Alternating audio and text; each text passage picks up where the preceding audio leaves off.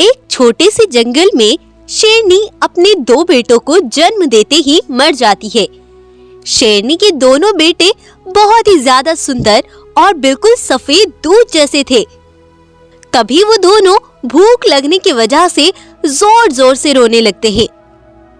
वहीं से गुजरने वाली एक गाय को उनके रोने की आवाज सुनाई देती है।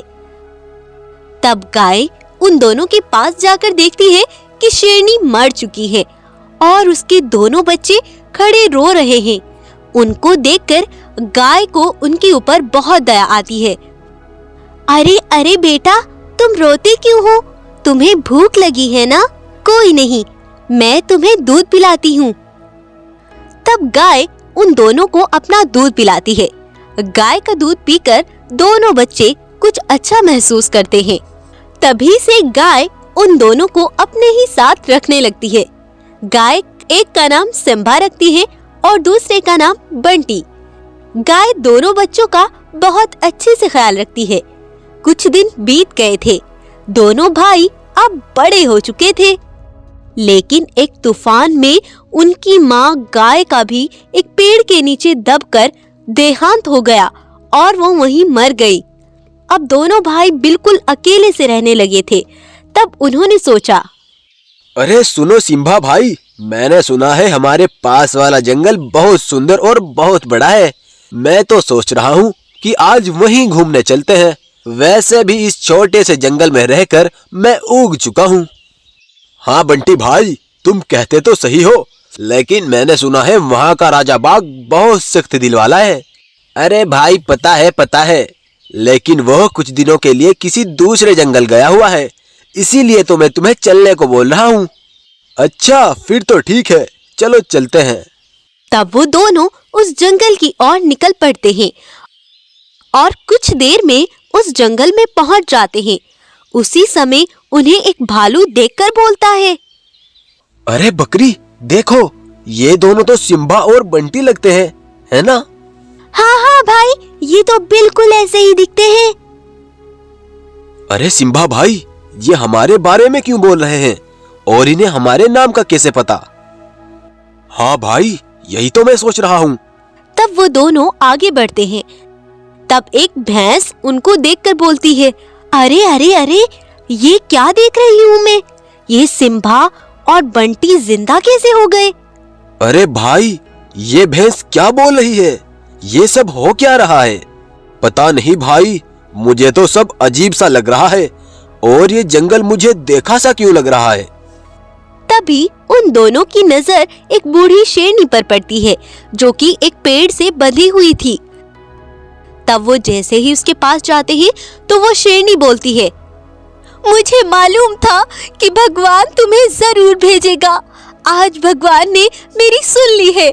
बेटा, अब चाहे मुझे मौत भी आ जाए, मुझे कोई फर्क नहीं, क्योंकि सिर्फ एक बार मुझे तुम्हें जी भर के देखना था।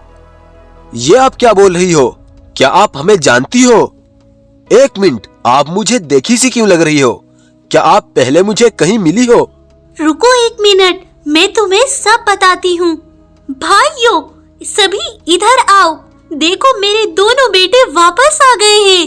तब सभी जानवर वहीं इकट्ठे हो जाते हैं। तब सिम्बा और बंटी को खड़ा देख सभी जानवर दंग रह जाते हैं। अरे भानवी, ये तुम्हारे बेटे जिंदा कैसे? मैंने तुमसे कहा था ना कि मेरे बेटे एक दिन जरूर आएंगे। और देखो, भगवान ने इन दोनों का फिर से पुनर्जन्म किया है। आप क्या बोल रही हो? मुझे कुछ समझ नहीं आ रहा। बेटा, अब से 25 साल पहले तुम्हारे पिता गब्बर शेर इस जंगल के राजा थे। वो पूरे जंगल पर राज करके सभी जानवरों का अच्छे से ख्याल रख रहे थे। हम सबका जीवन बहुत अच्छे से गुजर रहा था, लेकिन किसी दूसरे जंगल का एक लुटेरा बाघ हमारे जंगल का राजा बनने का प्लान बना रहा था। ये हमें बिल्कुल मालूम नहीं था। वो बाघ एक जंगल में गया और रीनी गाय से जाकर बोला, अरे गाय बहन, मैं बहुत दूर से चलता हुआ यहाँ आया हूँ। अच्छा, आखिर क्या बात है बाघ? गाय बहन, बात ऐसी है कि कुछ लुटेरों ने हमारे जंगल में घुसकर हमारे ही सभी जानवरों को कैदी बना लिया है। वो सभी मुसीबत में हैं, इसीलिए मैं यहाँ का जो बहुत बड़ा जंगल है उसके राजा से मदद मांगने आया हूँ। क्या तुम मुझे उस जंगल का पता बता सकती हो? अच्छा ये बात है, तो मैं तुम्हें बता देती हूँ, लेकिन उस जंगल के शेर ने वहाँ के कुछ नियम बना रखे हैं। नियम? कैसे नियम गाय? उनके नियम है कि जंगल में जितने जानवर रहते हैं वही जंगल से बाहर जाएंगे और वही अंदर आएंगे। बाकी का कोई भी जानवर अंदर नहीं जा सकता। उसकी रखवाली पर शेर ने एक हाथी को खड़ा कर रखा है। तब बाघ गाय से जंगल का पता पूछकर आगे चल देता है और हमारे जंगल को दूर से खड़ा होकर देखने लगता है। अच्छा, तो ये है वो खुशहाल जंगल। कोई बात नहीं, शेर के नियम का पालन करते हुए ही शेर को मारूंगा। तब बाघ को एक भालू जंगल से निकलता हुआ दिखाई देता है, तो बाघ उसका पीछा करता है और कुछ दूर जाकर उसे मार डालता है। अब मैं इस भालू की खाल को पहनकर जंगल के अंदर जाऊंगा और किसी को पता नहीं चलेगा। तब बाघ भालू की खाल पहन लेता है और जंगल में अंदर चला जाता है। तब कुछ दूर चलकर उसे हमारी गुफा दिखाई पड़ी और वो वहीं रुककर देखने लगा। अच्छा, तो इस शेर के 2 बेटे भी है। आज रात ही इन तीनों को सबक सिखाता हूँ। रात होने पर उस लुटेरे बाघ ने तुम्हारे पिता और तुम्हें मार डाला था और सुबह होने पर सभी जानवरों को बुलाकर कहा, सुनो मेरी बात ध्यान से सुनो। आज से मैं इस जंगल का राजा हूँ। आज से सब मेरा हुक्म मानेंगे। मैंने अपनी शक्तियों से इन तीनों को भी मार डाला और अगर किसी ने होशियारी दिखाने की कोशिश की मैं उसे नोच नोच कर खा जाऊंगा। और आज से इस शेर के सारे नियम खत्म। आज से सिर्फ मेरा हुक्म चलेगा। मैं जंगल से बाहर गई हुई थी। जब मैं जंगल वापस लौटी तो मुझे एक बकरी ने सब कुछ बताया। तब मैं गुस्से से रोती हुई उस बाघ के पास पहुंची और उससे लड़ने लगी, लेकिन उसने मुझे पकड़कर बंदी बना लिया था।